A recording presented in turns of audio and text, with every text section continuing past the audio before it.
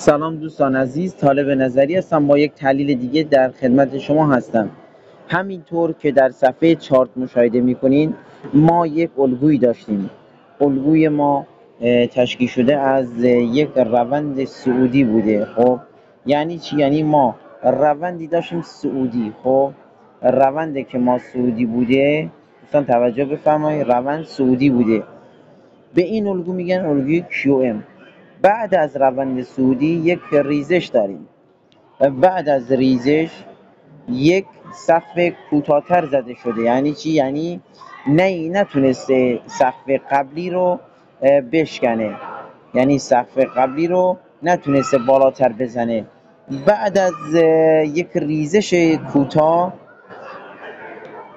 یک پلبک خواهیم داشت. یک پلبک یعنی معامله‌گران در این نقطه وارد معامله میشن. در کدوم نقطه؟ در این نقطه، یعنی در اینجا. خب در اینجا معامله‌گران وارد نقطه میشن.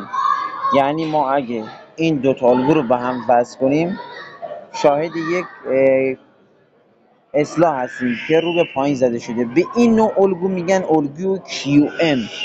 دوستان توجه کنید، روند صعودی، یک ریزش، یک پلبک و بعد یک ریزش داریم که بهش میگن روند صعودی. بله دوستان توجه بفرمایید.